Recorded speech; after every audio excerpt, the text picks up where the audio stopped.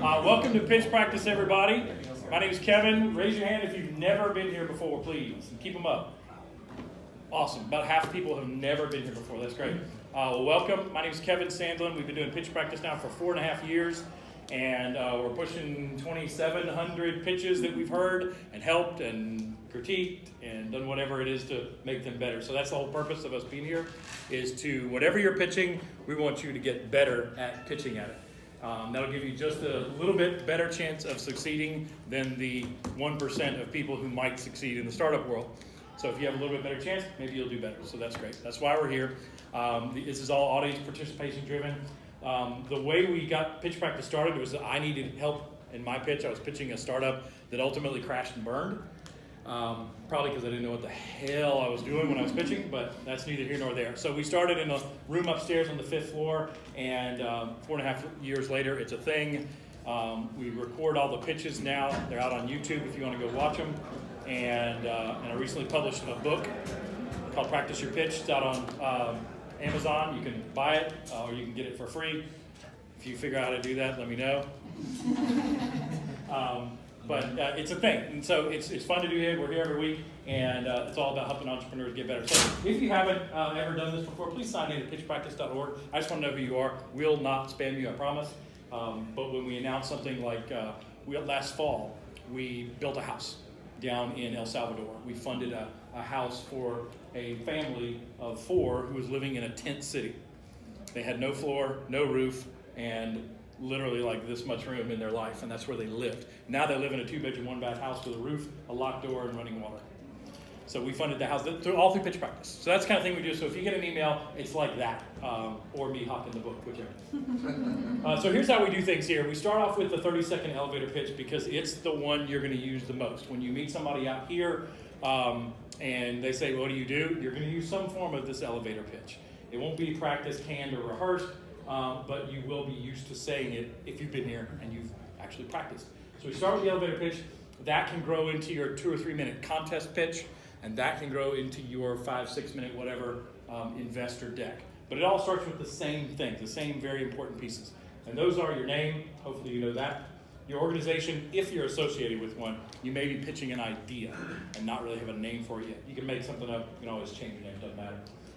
The problem that you're solving, this is the utmost important, that's why I got all the junk around it. That's the most important part. Your solution, how do you do it? How do you solve the problem? Please don't go deep here. The purpose of the elevator pitch is to get the next meeting, not to get a check.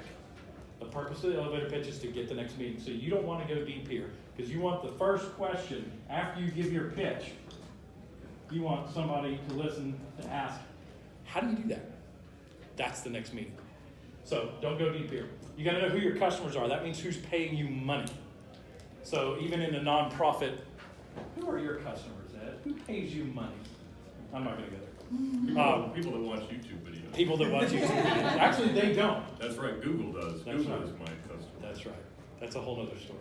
So somewhere, somebody's got to pay you money. Even if you're a nonprofit, you have to attract somebody to write you a check. So you have to know who they are, and you have to talk to them about their problem. So this whole pitch, any pitch, is not about you. It's about the people who are going to pay you money ultimately. And then you're asked, what do you need?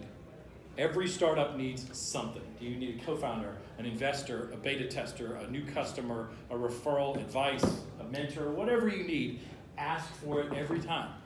Because you got to get used to asking for stuff, because at some point in time, you're going to ask for money, either from a customer or from an investor, and you got to be comfortable making that ask. So right here, if you say, can anybody help me? That's an ask. And it sounds weird and it's awkward, but it's less awkward than sitting across the table from an investor asking for $1 million.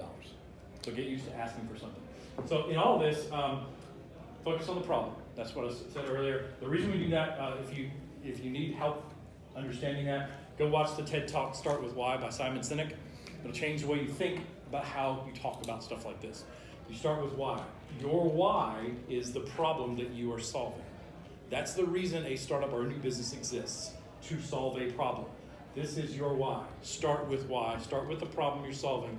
Focus on it completely, and you will have much more success. And then in all this, tell a story. Yes, you can tell a story in 30 seconds. For those of you who have not been here before, it's possible. It's very possible. People will remember a good story. They will not remember all your facts and figures and statistics. They will forget those instantly. In fact, I read an article, I can't remember who it was, some Harvard or one of those, or maybe an investment house, talking about pitches and presentations, and about something like 40% of people remember the statistics from a presentation, but like 73% remember the story. So there's a lot of stuff out there, but tell a story. And that story is usually how you got here, how you found that problem, how you figured out to solve that problem, and why you're choosing to solve it now. That's usually the story. Not always, but usually. So figure out how to tell a compelling story about your customer, about the problem that they have, and that'll help you there. So any questions about how we do things here? All right. So what we're going to do is the video is pointed here, and so whoever's going to pitch is going to come stand up here, and I'm going to record you one at a time individually, and then we're going to ask the audience about these questions and see if your message came across.